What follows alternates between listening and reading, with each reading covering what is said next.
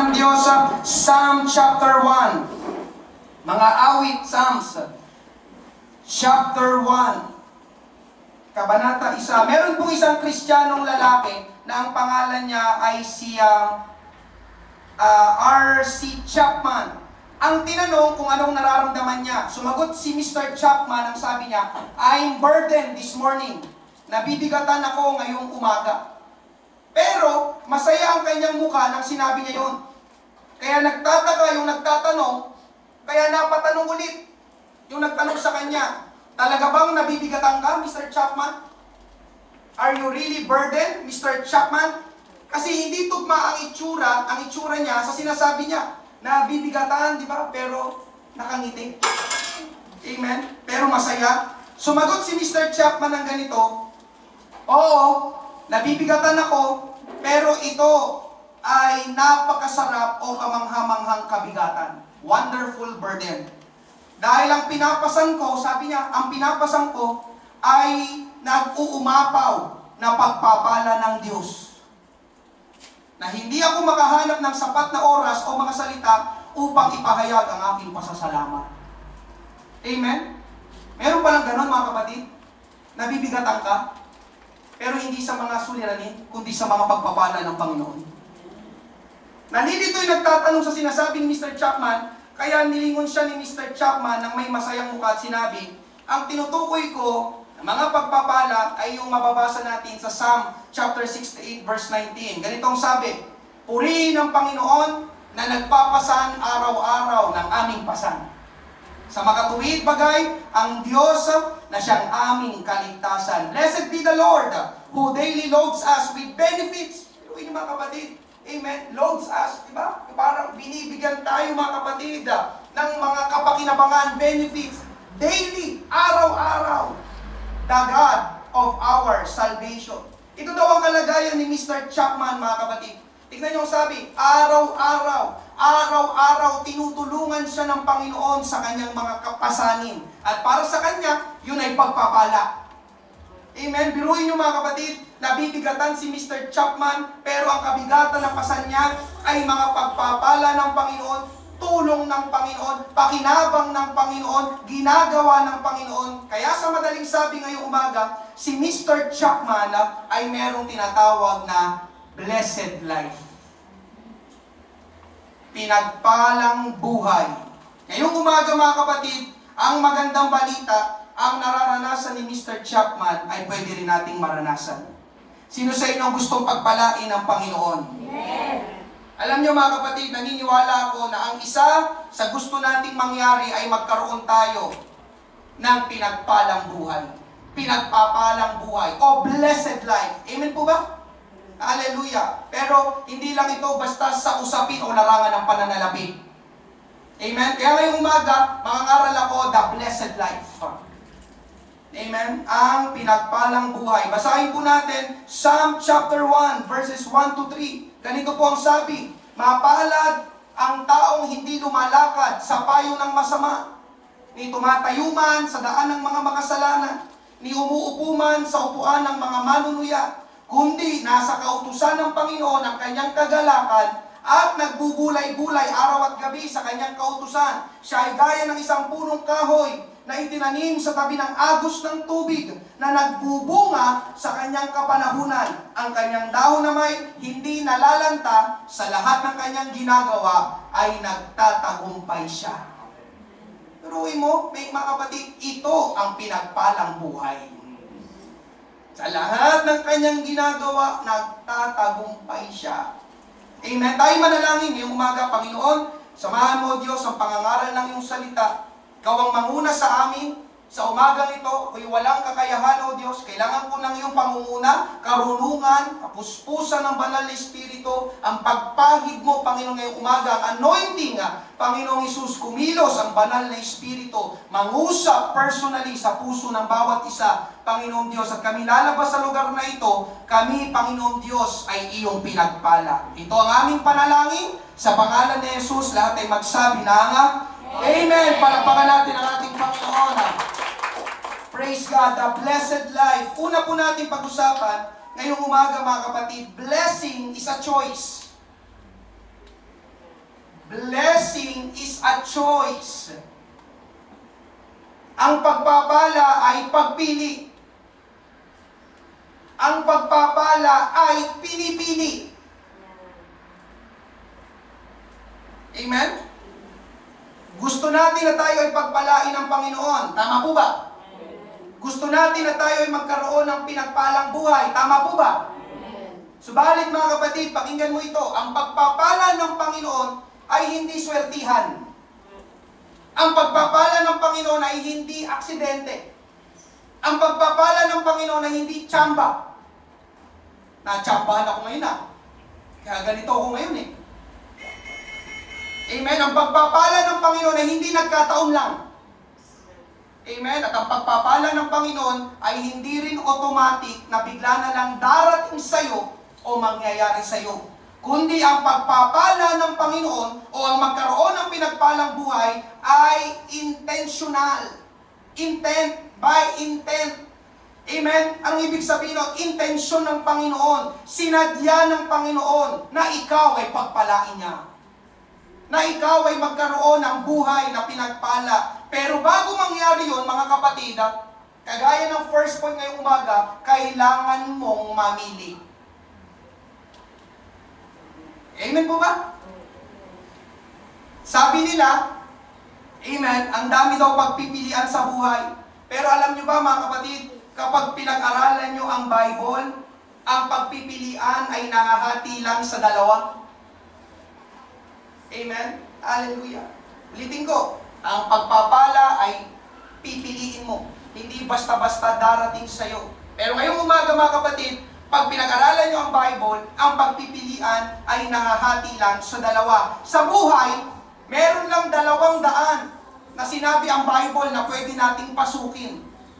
Yung makipot na daan at yung maluwang na daan. Matthew chapter 7, verses 13 to 14. Pumasok kayo sa makipot na pintuan, sapagkat maluwang ang pintuan at malapad ang daang patungo sa kapahamakan. At marami ang pumapasok doon. Sapagkat makipot ang pintuan at masikip ang daang patungo sa buhay. At kakaunti ang nakakatagpo niyon. Mga kapatid, ano napansin nyo? 2 lang ang daan. May pangatlo ba? Masikip at maluwang na daan. Ang tanong ngayong umaga mga kapatid, saan ka pumapasok? Di ba? Ikaw ang papasok diyan. Hindi ang Panginoon ang naglalagay kung saan ka papasok. Ikaw. Ikaw ang pipili. Tingnan nyo, bawat pintuan o daan na papasukan nila, may kanya-kanyang resulta. Yung isa, yung malapad na daan, ang dulo ay kapahamakan. Pero yung isa na masikip na daan, ang dulo ay buhay. 2 lang mga kapatid. Saan pumapasok ang mga tao ngayon? At ikaw, saan ka papasok? Amen po ba? Nawain niyo mga kapatid? Walang pangatlo, walang gitna. Saan sa dalawa? Tayo ang mamimili. At ganoon din mga kapatid, merong 2 uri ng tao sa mundo. Ang unang Adan at ang huling Adan. 1 Corinthians 15, verse 45 at 47. Kaya't nasusulat, ang unang taong si Adan ay naging buhay na nilalang. Ang huling Adan ay naging espiritong nagbibigay buhay. Ang unang tao ay mula sa lupa, isang tao mula sa alabok. Ang ikalawang tao ay mula sa langit. Ang unang Adan na tinutukoy dito mga kapatid ay si Adan mismo. Di ba? Mula sa lupa, taong mula sa alabok. At ang huling Adan mga kapatid dito na tinutukoy ay walang iba kundi si Jesus Christ. At magkaiba si Adan at ang Panginoong Hesus, sapagkat ang pinili ni Adan ay hindi mga daan ng Diyos. Amen? Alam po natin ang kwento, may inutos ang Diyos, pero sinuway ni Adan. Amen? Sinabi ng huwag, pero ginawa niya pa rin. Samantalang ang Panginoong Hesus, kahit napakahirap, amen, ay lumakad ang Panginoon ayon sa nilagay ng Diyos Ama sa kanyang harapan na dapat niyang lakaran. Amen? Ngayong umaga rin mga kapatid, 2 tao, nasaan ka doon? Ikaw ba ay katulad ni Adan? O ikaw ay katulad ng Panginoon?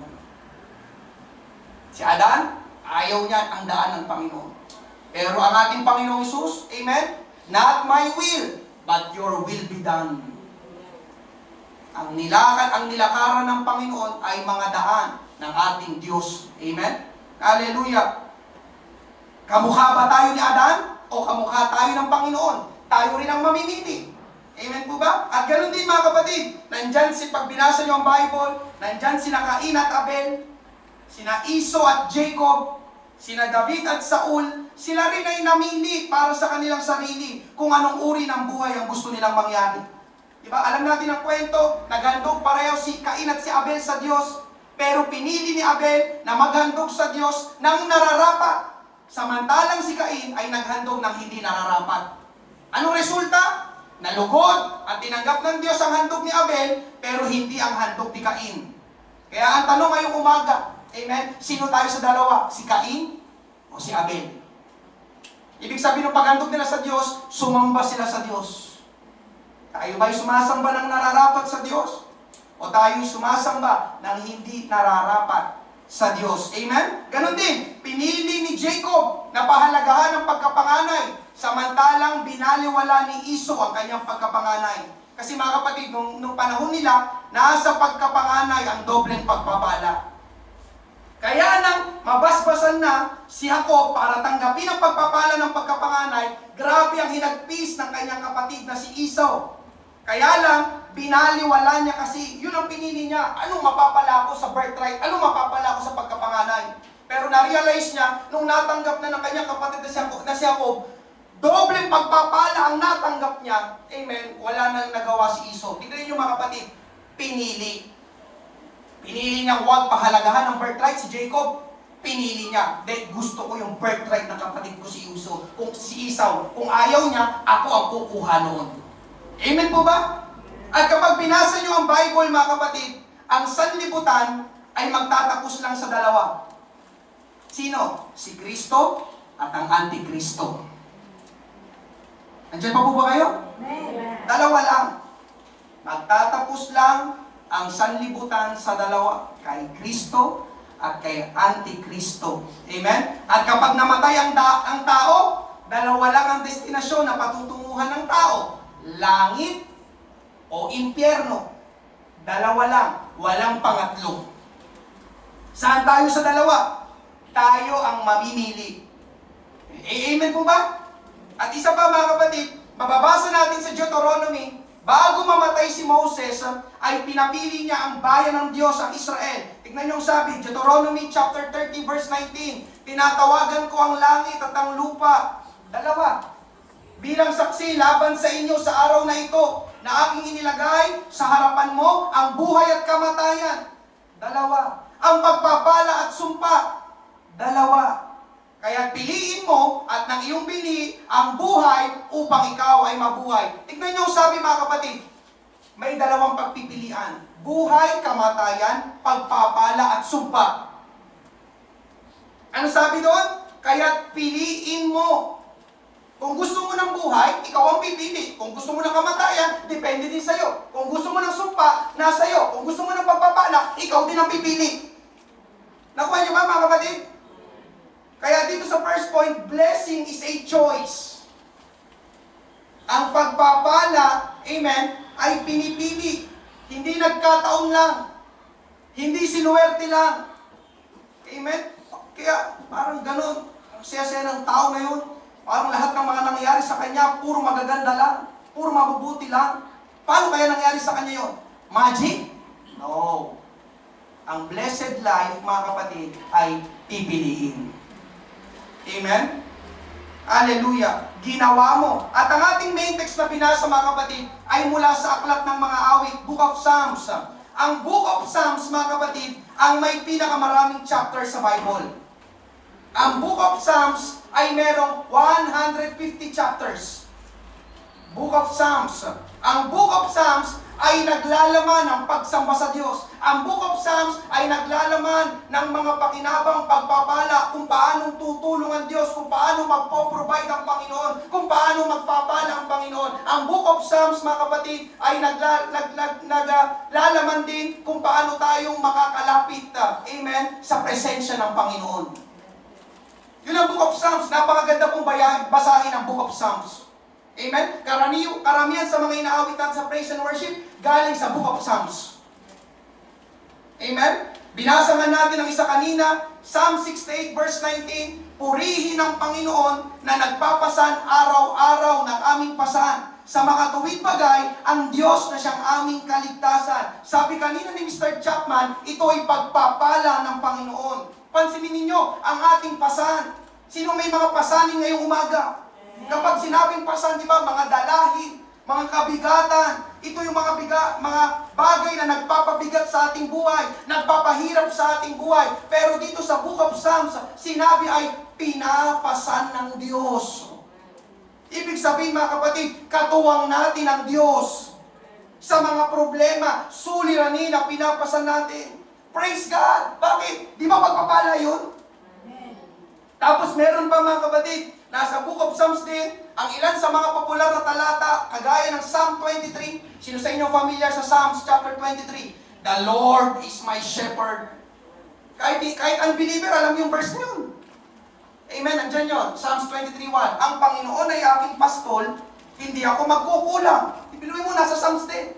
Pinahihiga niya ako sa luntiang pastulan, inaakay niya ako sa tabi ng mga tubig na pahingahan. Praise God.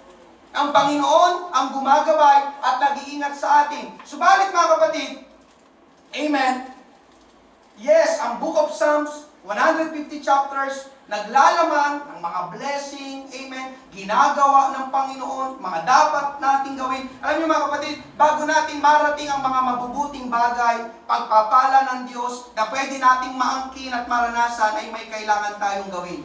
Ano yung pastor? Yun ay mababasa natin sa Psalm chapter 1. Amen? Ang Psalm chapter 1, ang ating main text sa pangangaral na ito. Ano naman, pastor, meron sa Psalm chapter 1? Ang Psalm chapter 1, listen, ang entrance sa buong book ng Psalms. Yung binasa natin kanina, Psalm chapter 1. Ano naman, pastor? Bago tayo makapasok sa buong book of Psalms, kailangan muna nating daanan ng Psalm chapter 1. Entrance yun. Gusto mong yung matanggap ang pagpapala ng Panginoon sa Psalm 23, Psalm chapter 68, kailangan mong dumaan muna sa Psalms chapter 1. Yun ay pintuan, entrance. Amen? Bago tayo makarating sa Psalms chapter 68, kailangan nating daanan ng Psalm chapter 1 bago natin maranasan ang mga pagpapalang sinasabi sa buong aklat ng Psalms. Kailangan natin gawin ang sinasabi sa Psalm chapter 1. Bago natin maranasan ang presensya ng Diyos sa ating buhay, kailangan nating daanan ng Psalm chapter 1. At kapag binasa natin ang Psalm chapter 1, mga kapatid, meron na namang dalawang pagpipilian. Ano yon? Daan ng Panginoon, daan ng kasalanan. Ulitin ko, sa Book of Psalms, mga kapatid, amen, bago mo maranasan ang buong benefits, blessing ng buong book ng Psalms, dadaan ka muna sa Psalm chapter 1. Entrance. Amen? Hallelujah. At kapag binasa niyo ang Psalm chapter 1, meron ulit doon dalawang pagpipilian lang. Daan ng Panginoon at daan ng kasalanan. Daan ng makasalanan. Amen? At kung anong pipiliin natin, mga kapatid, yun ang maghahatid sa atin kung tayo ba ay pagpapalain, kung tayo ba ay makakaranas ng pinagpalang buhay. So, ang punto ko dito, mga kapatid, sa first point, amen, kung gusto mo ng blessing, hindi yan automatic, pipili ka. Kung gusto mo ng pinagpalang buhay, hindi yan basta darating sa'yo, pipili ka. Hindi yan, gumano ka lang, Lord blessing, no. Pipiliin mo. Gagawin mo. Nakuha po ba, mga kapatid? Amen? Hallelujah. Kung anong gusto nating daanan, pagpapala ba o sumpa? Buhay ba o kamatayan? Kasaganaan ba o kasalatan? Ikaw ang pipili. Hindi ang Panginoon. Amen po ba? Blessing is a choice.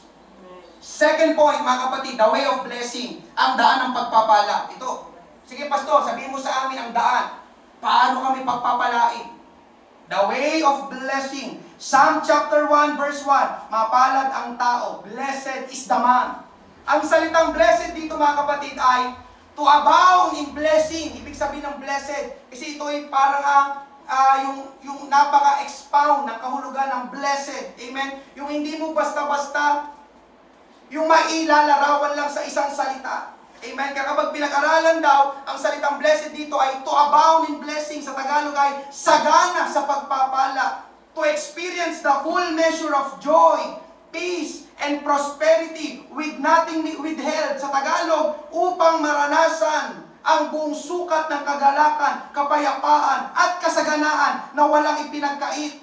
Amen? Talagang blessing kung blessing. Isipin mo na lahat ng blessing. Amen? Yun yung tinutukoy dyan sa Psalm chapter 1 na blessed is the man. Kumbaga ba, lahat ng mga pagpapala nandoon na sa tao na yun.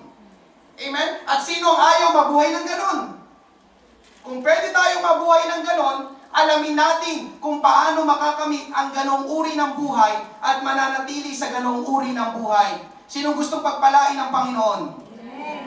Yan ang problema mga kapatid. Amen? Pag sinabi kasing pagpapala, ang pumapasok agad sa isip mo, pera.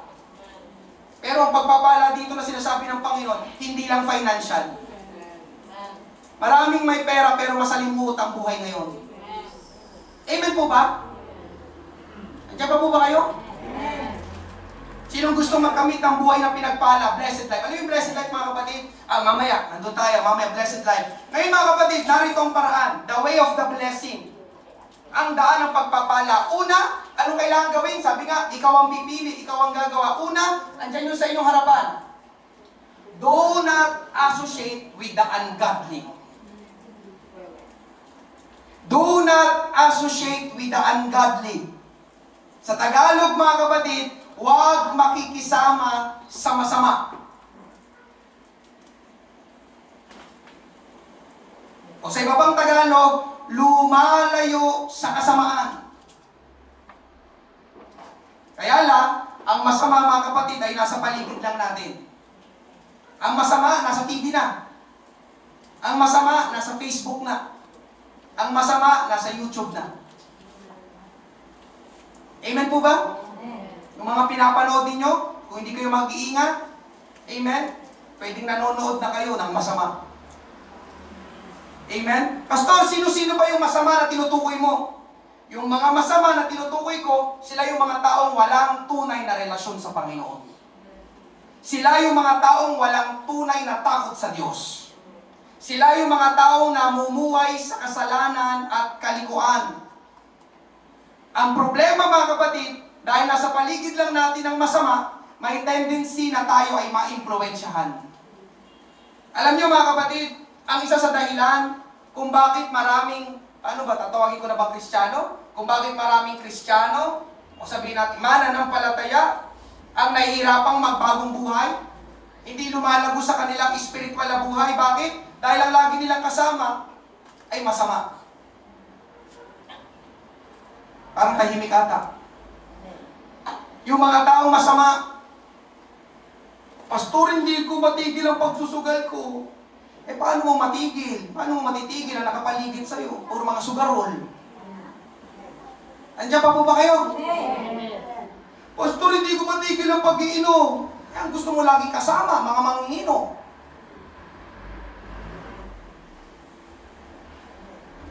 Pastor, hindi ko mahinto ang pagmumura. Sino ba lagi mong kasama? Amen po ba? Tignan nyo ang sabi ng Bible, 1 Corinthians 15:33, huwag kayong padaya, ang masamang kasamahan ay sumisira ng magagandang ugali. Ikaw ay magiging kung sino ang lagi mong kasama. Amen po ba? Kaya tanong ngayong umaga, sinong lagi mong kasama? Kung sinong lagi mong sinasamahan, ay magiging ganun ka. Amen po ba? Alam niyo mga kapatid, ito talaga ang buhay. Gusto mo talaga ng buhay na totoong naglilingkod sa Panginoon? Amen?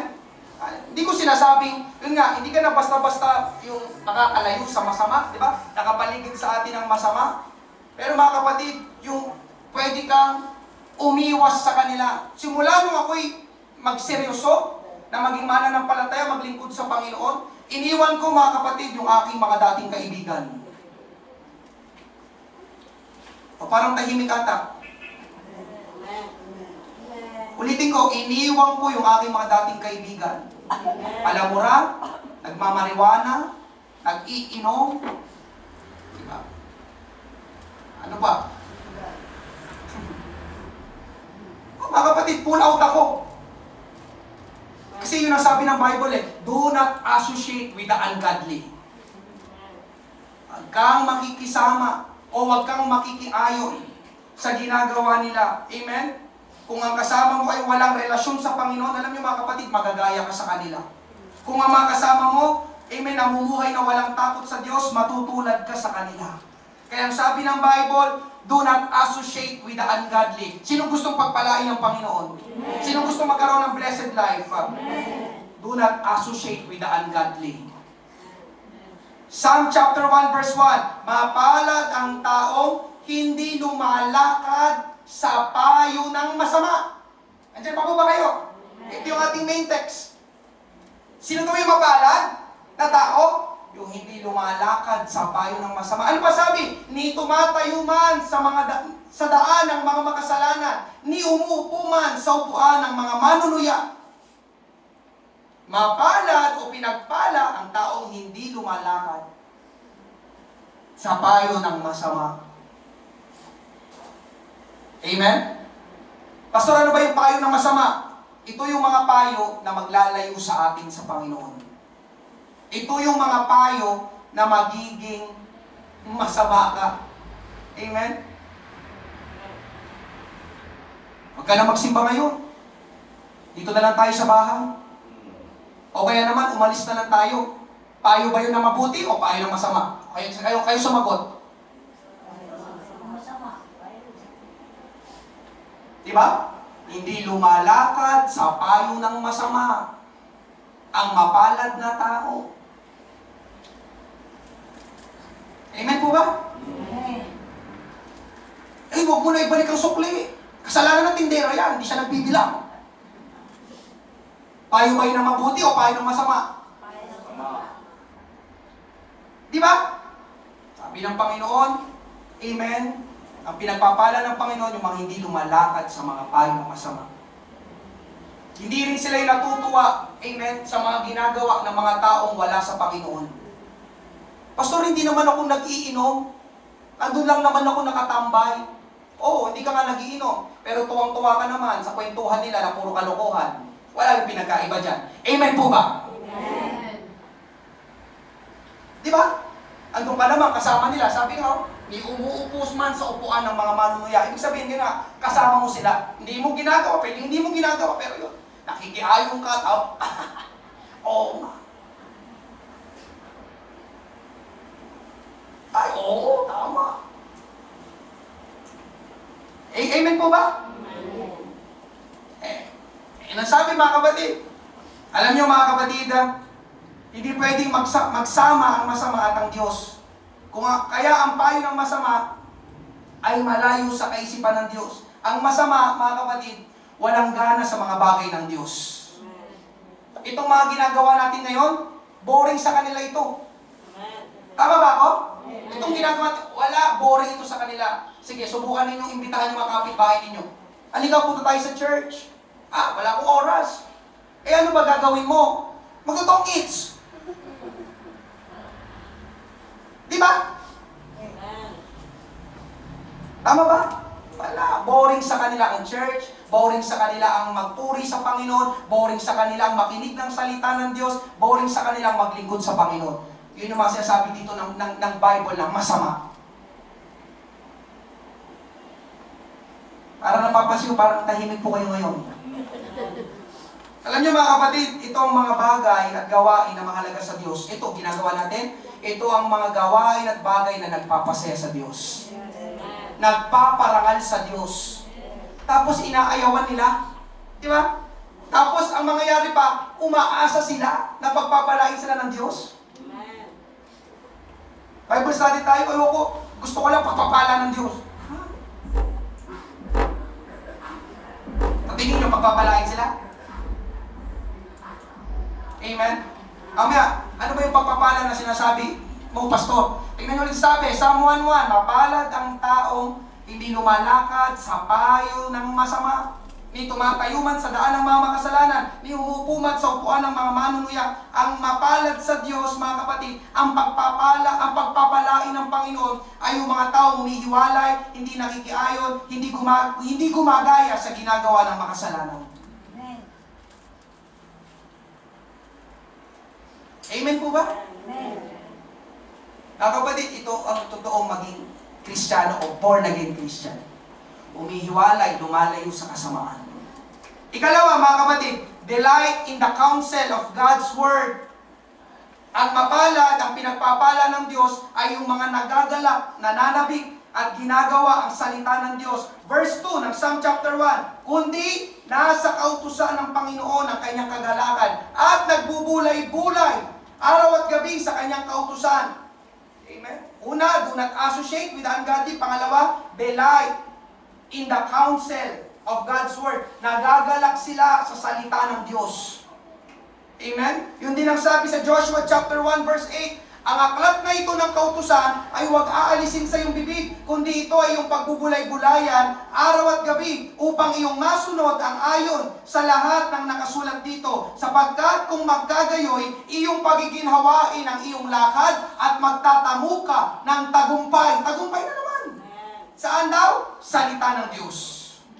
Parehas yung Joshua chapter 1 verse 8 at yung Psalm chapter 1 verse 2. Nasa kautusan ng Panginoon ang kanyang kagalakan. Ang book of Joshua, mga kapatid, itong binasa natin, ito yung tagpo na magsisimula na silang pumasok sa lupang pangako, magkikipaglaban na sila, mananakop na sila, at para magtagumpay sila sa kanilang gagawin, amen, ang isa sa payo ng Panginoon na sinabi niya kay Joshua o kay Josue, amen, ay itong Joshua chapter 1 verse 8.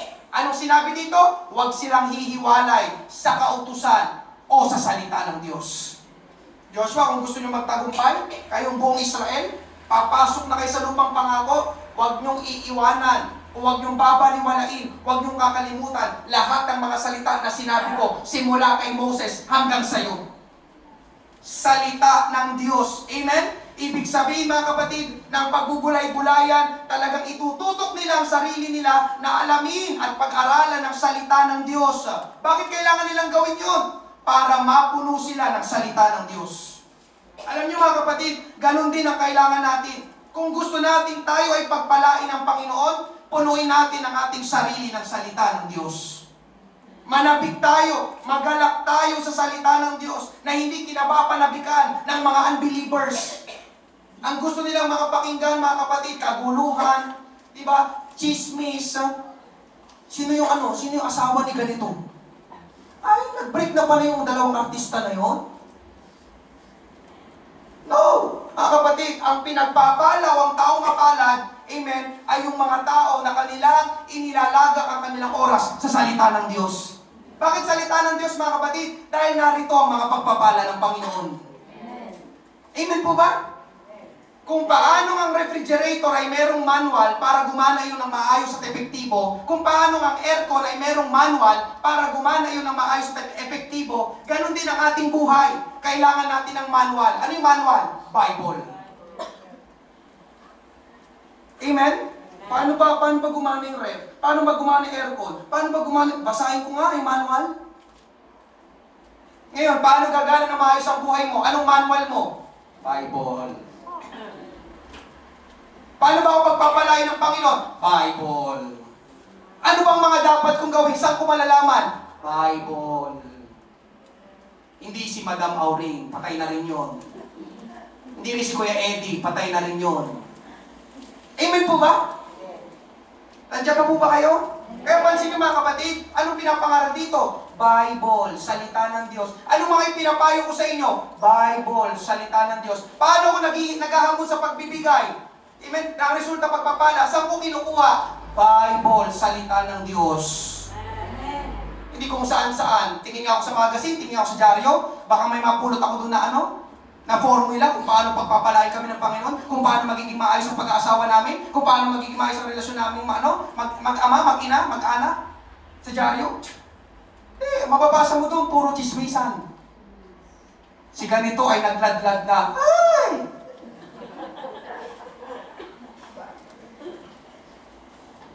Amen po ba? Mga kapatid, ang mapalad na tao, ibig sabihin ng delight, yun nga, kinapapanabigan nila, kinauuhawan nila, ano bang sinasabi ng libro na ito? Amen? Kasi kapag alam mo ito mga kapatid, amen? Pag alam mo ito, syempre dapat ginagawa mo, doon dadaloy ang pagpapala ng Panginoon. Amen po ba? Amen. Hallelujah. Kaya alam nyo mga kapatid, pansinin nyo, napansin ko ito, pansinin nyo ito, ang mga hindi marunong sumunod sa sinasabi ng Panginoon sa pamamagitan ng Bible, nagkakaproblema.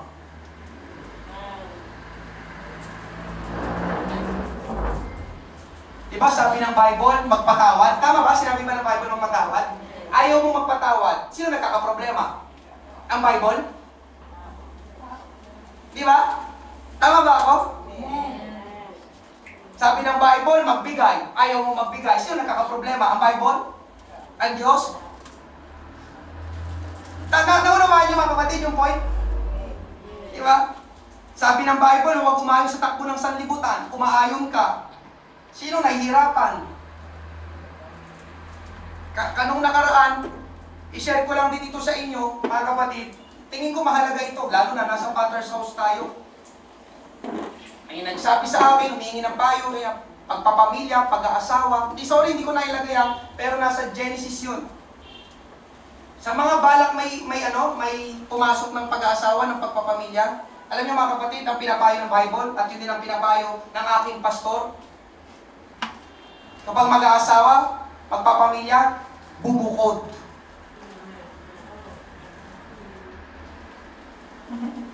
Yung iba, gumaling tingin sa akin eh. Bible yun, mga kapatid. Nasa Genesis agad yun. Genesis yun, first book. Sinabi na agad kay Adan at kay Eva yun. Amen? Sabi doon, iiwanan ng lalaki ang kanyang ama at ina. Alam niyo, familiar kayo doon? Amen. Hindi sinabi ng Bible na magtayo kayo ng second floor at third floor. Kapag nag-asawa yung anak, alam niyo mga kapatid, napakasarap mabuhay, magpamilya, na kayo lang ng asawa mo at mga anak. Hindi ito sa akin ha. Hindi ito sa akin, baka sabi si pastor eh. Di ba sabi nila, ang tatay, haligi ng tahanan. Ang nanay, ilaw ng tahanan. Alam niyo ang mga biyanan? Sila daw yung mga anay. Joke lang. Anong ibig sabihin nun? Yun nga. Sabi kasi ng Bible, bumukod. Minsan hindi maiwasan sa pagpapamilya. Makikialam ang mga? Wala po akong pinapatamaan dito. Yun ang sinasabi ng Bible. Amen po ba? Bakit ganyan ka magpalit ng diaper? Hindi ako ganyan magpalit ng diaper sa anak ko. Kailan? Totoo. May naka. Bakit ba tayo napunta doon? Amen? Bumukod. Tingnan nyo, nagkakaproblema kayo. Pati yung mga, di ba, magkakapatid, sama-sama sa isang bahay. Ang gulo. Kasi nga, nagkakasilipan. Magbago silang rep, ha? Babe, yung kapatid ko may bagong rep. Dapat tayo din. Kaya sabi talaga ng Bible, pag nagkapamilya ka, bubukod talaga eh. Tatayo ka ng sarili mong pama. Ba't ba tayo napunta doon? Amen yung pagpapamilya. Kasi nasa Bible yung mga kapatid. Hanapin ko, nasa Genesis yun. Nasa chapter 1 ata, ganun.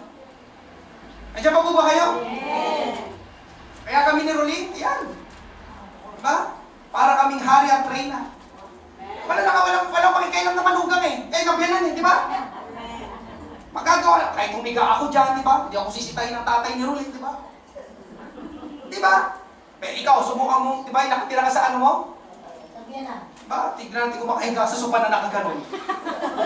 Di ba? Mali ako, di ba? Wala, kami ni Rolene, dahil salamat, nasa Father's house kami, meron akong pastor na sumusunod sa salita ng Diyos, nagpapayo ng salita ng Diyos. Ako na yung tinanong sa akin, o mag-asawa ka na pala kayo din. Ang tanong sa akin, may tutuloyan na ba kayo? Yun ang tanong. Kaya Tim, huwag kang titira, ay huwag mong dadali si Rolene sa bahay, no? Bubukod kayo. Yun, ang kahalagaan, salamat, may pastor ako. O yun, maayos kami ni Rolene, malalaki kaya lang.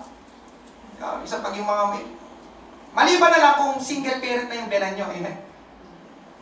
Malangang patirahin nyo sa kalsada, di ba? Ay, bawal ka, bumukod daw, bahala ka dyan.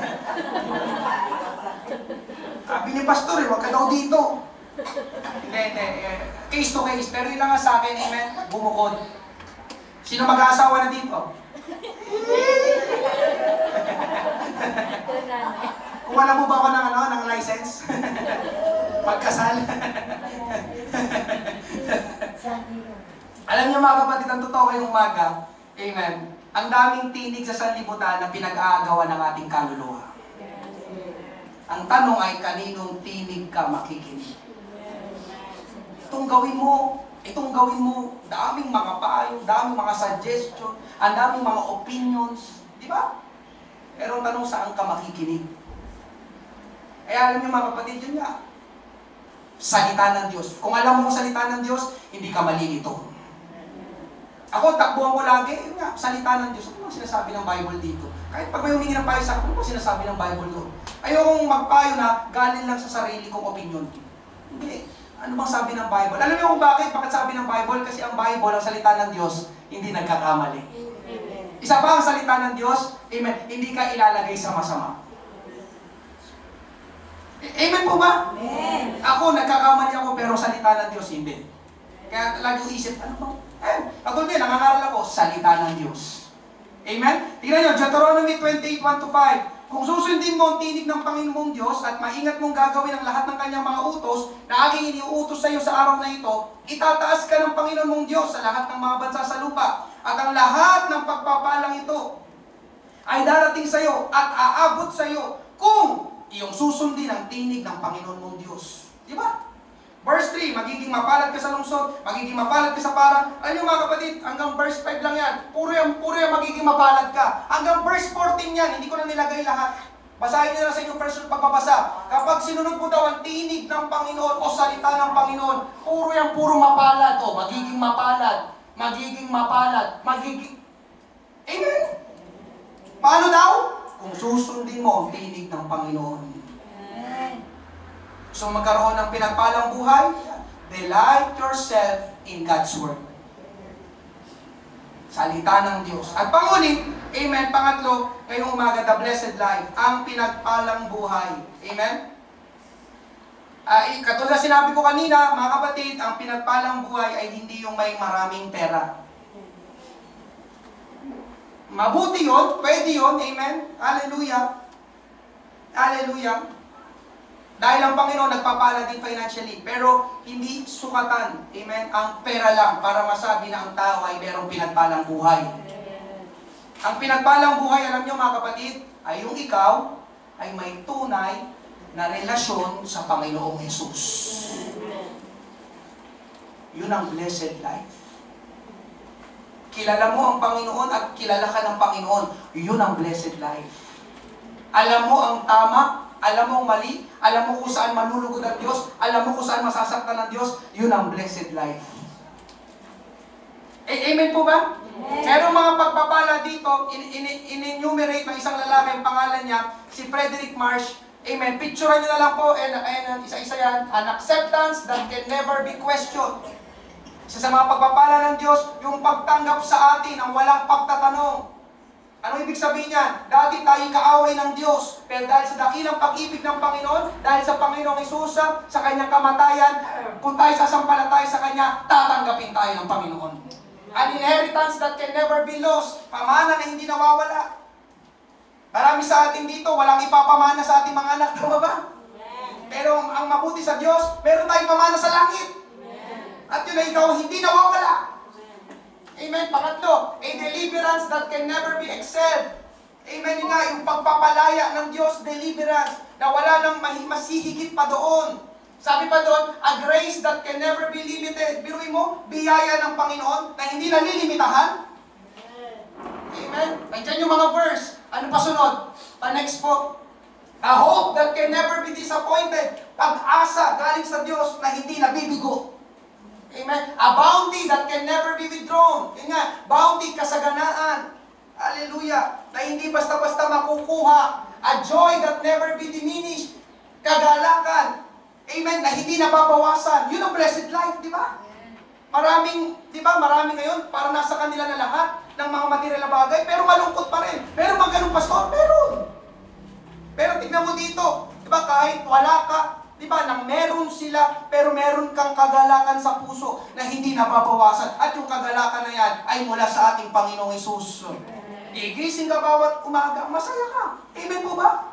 Lord, salamat sa araw na ito. Amen? Hallelujah. Ano pang sabi? A nearness to God that can never be reversed. Nearness yung pagkamalapit natin sa Diyos. Amen? Tayo ay laging sinasamahan ng ating Panginoon. A peace that can never be disturbed. Kapayapaan na hindi naaabala. Meron palang gano'n?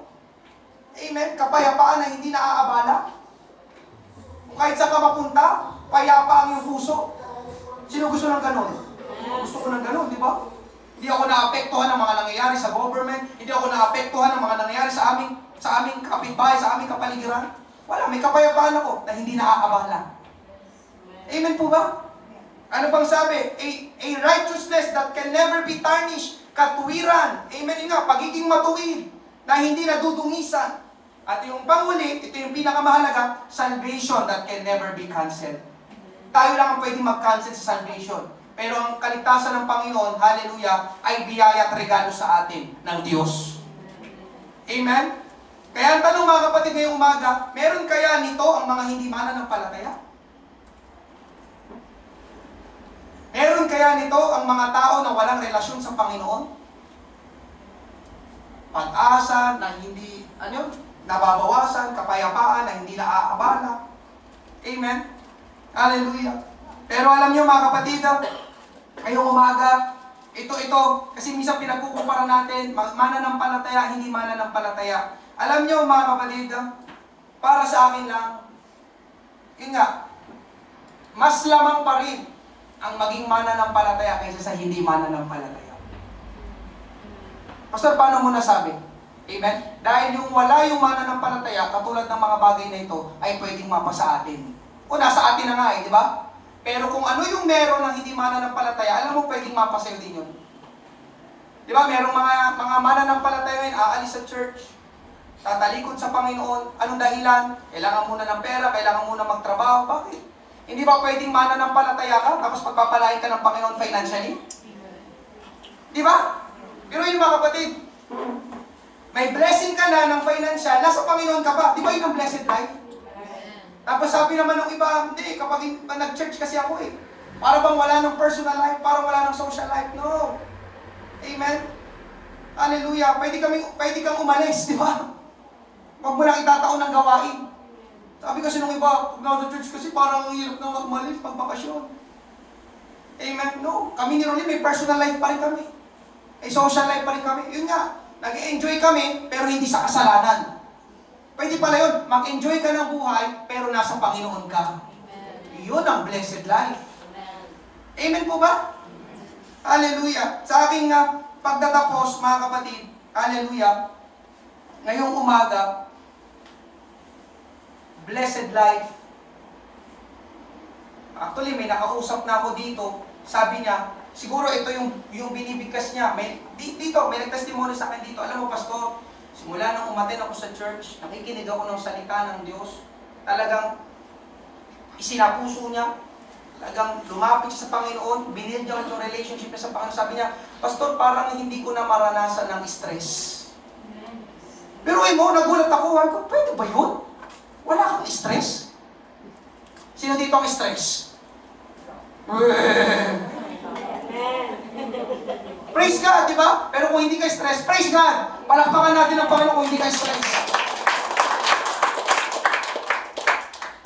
Diba? Ibig sabihin na hindi ka stress, hindi mo iniisip yung mga bagay na sa libutan ito. Tama ba? Hindi ako stress. Alam niyo kami na-relate? Amen? Maayos ang buhay. Amen? Hindi puro pera lang. Di ba gano'n lagi? Hindi puro magkaroon ako ng ganito. Minurli, pag nag-uusap kami, di ba? Sarap pala mabuhay na nasa Panginoon ka. Diba? Ito na, pamuli na talaga. Yung relasyon sa Panginoon. So sinabi ko sa mga kabataan eh. Jesus is everything. If you lose Jesus, you lose everything. Tama? Lahat na nasa Panginoon. Pati ito, nasa Panginoon na rin lahat yan. Mga blessing, financially, materially, kaya ibigay ng Panginoon. Hindi masama yun. Baka may isipin nyo, pinagpahala ako ng Panginoon ngayon ng napakalaking pagpapala. Di praise God. Di ba? Kumbaga, ang punto ko lang dito, marami kasing umaalis sa church, nga, ang hinahabol nila yung puro pagpapala. No, ang habulin mo, yung nagpapala. Jesus is everything. If you lose Jesus, you lose everything. But if you have Jesus, then you have everything. Bino mo, yung kapatiran na yun, na nag-testimony sa pastor, wow ko, hindi ko na alam ang stress. Nagulat ako, hindi ako siya nagsabi. Sorry, hindi ko na alam ang stress. Sabi ko na lang, sana all. Pastor, na-stress ka ba? Oo. Kanino? Sa inyo. Di joke lang. Joke lang. Extra lang. Sinabi ng huwag eh. Gagawin pa rin eh. Ang buhay ng pastor. I love you. Amen. Pero yung mga kapatid, panguling verse na ito, magaganda ito, Proverbs. Kasi talaga, ang taong matuwid ay pinagpapala. Matuwid. Matuwid. Amen. Mga kapatid, listen. Ayan, dadagdag na naman. Iba ang mabait sa matuwid. Hindi siya sinabi ang pinagpapala ay mabait. Lahat ng tao pwede maging mabait. Tama ba? Listen, sorry kailangan ko ito sabihin. Ang babaero pwede maging mabait. Pero babaero siya. Yung pagiging babaero, hindi yun matuwid. Tama nakuha nyo? Ang magnanakaw pwede maging mabait. Tama ba? Yung ninakaw niya, binigay niya sa iba. Pero nagnakaw siya, hindi yun matuwid. Nagets ba ninyo? Iba ang mabait sa matuwid. Amen po ba? Ang pinagpapala, hindi yung mabait lang, yung matuwid. Ano pa sabi? May kapayapaan ng taong namumuhay ng matuwid. Yun na nga, katuwiran, di ba? Do not associate with the ungodly. Ngunit ang masamang pamuhay malalantad. Ang gantimpala ng matuwid ay maganda at mahabang buhay. Praise God. Ngunit ang gantimpala ng masama ay kaparusahan. Ang kinatatakutan ng taong masama ay mangyayari sa kanya. Ang hinahangad naman ng taong matuwid, makakamit niya. Praise God. Kaya mga kapatid, bakit ganito yung mga pastor? Bakit ganito yung pangalan sa Father's house? Puro katuwiran. Kasi ang pinagpapala ng Diyos, yung taong matuwid. Malayo sa kasamaan. Hindi ang gusto ng Panginoon. Kasamaan niyang kalikuan, kasalanan. Amen po ba? Amen. Ngayong umaga mga kapatid, ito yung blessed life. Amen? Di ba? Malaya kang nakakalapit sa Panginoon. Di ba? Pansinin yung paminsan, di ba? Yung alam nila sa sarili na may mali silang ginawa, di ba? Yung feeling guilty sila. Naka-invite na ba kayo ng mga tao na attend ka sa church? Naku, baka masunog ako doon. Kasi alam nila. Tama ba? Pero ikaw, di ba, alam mo, may relasyon ka sa Panginoon. Ang sarap pumunta sa church. Pupuri na naman kami ngayon sa Panginoon. Makakapakinig na naman kami ng salita ng Diyos. Ayun, natuturuan kami. Salamat sa Panginoon at sa Kanyang salita. Amen? Ngayong umaga, pasalamatan, palakpakan natin ang ating Panginoon. Tayo magsiyong lahat. Tayo magsiyong lahat. Amen? This is the blessed life. Blessed life. Amen? Alam niyo mga kapatid, nahamon ako doon sa kapatiran na testimony sa amin. Pastor, hindi ko maramdaman ng stress. Pwede pala yun, sabi ko. Amen? Hallelujah.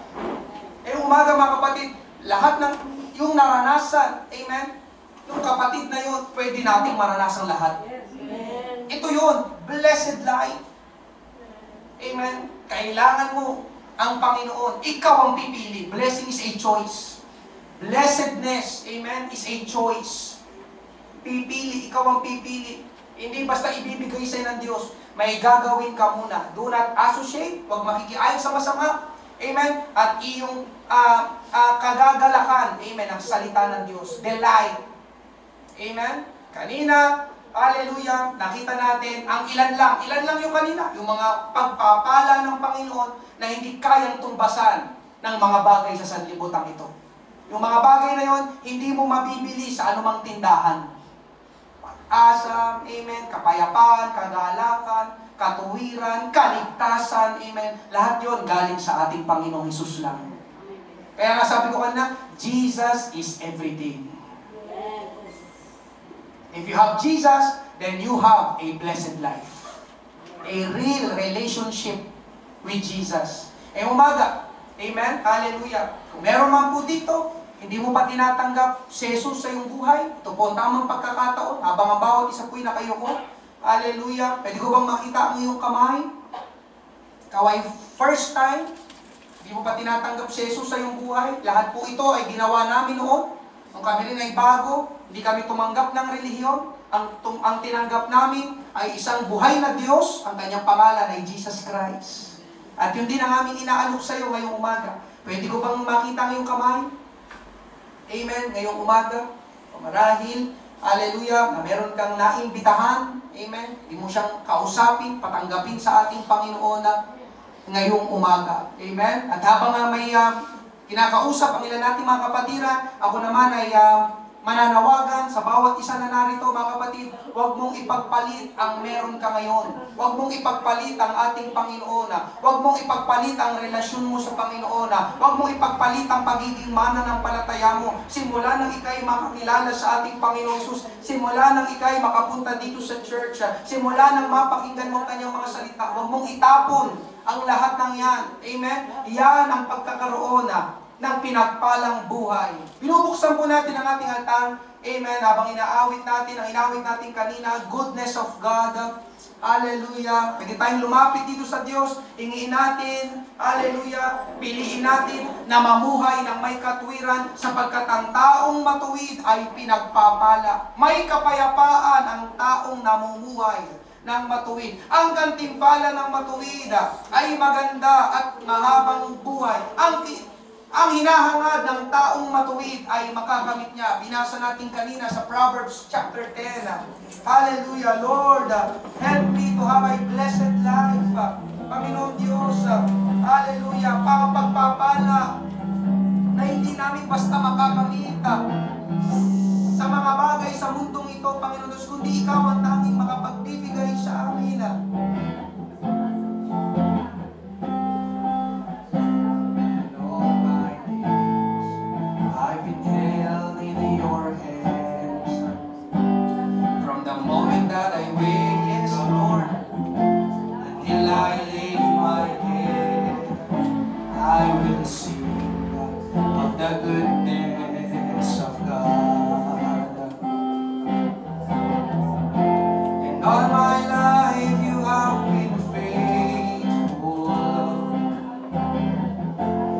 All my life you have been so good. With every breath that I am able, I will sing of the goodness of God. I love your voice, Lord. Speak to our hearts, Lord Jesus. We want, Lord God, a blessed life. Hallelujah. Help us, Lord God, to walk righteously before you, Panginoon. Tulungan mo kaming mamuhay na may katuwiran sa iyong harapan. Hallelujah. Lumalayo sa payo ng masama, Panginoon Diyos. Hindi lumalakad sa mga daan ng makasalanan, Panginoon. Help us, Lord God. Kami nilinis mo na ng iyong banal na dugo. Tayo po'y magsitayong lahat. And all my life you have been faithful. And all my life you have been so good. With every breath that I am able, I will sing of the goodness of God. Your goodness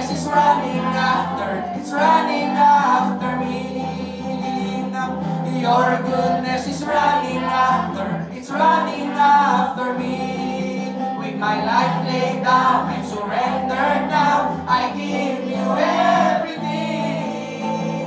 Cause your goodness is running after, it's running after your goodness. Your goodness is running after, it's running after me. Thank you, Lord. Your goodness is running after, it's running after me. Thank you, Lord. With my life laid down, I give you everything. Your goodness is running after, it's running after. Uli natin habang nakataas ang ating kamay. And all my life you have been faithful. And all my life you have been so good. Lord, thank you for the blessed life. Every breath that I am able, I will sing of the goodness of God. I will sing of the goodness of God. And I will sing of the goodness. Oh, simulan natin magpuri, magpasalamat. Ibigay sa Panginoon ang pinakamataas na papuri at pagsamba. Salamat, salamat, salamat sa kaligtasan, salamat sa kapatawaran, salamat sa kapayapaan, salamat sa kagalaran, salamat sa pag-asa, salamat sa kalakasan, O Diyos, salamat sa pag-iingat, salamat sa katugunan ng aming mga pangangailangan, salamat sa katwiran, O Diyos, hallelujah.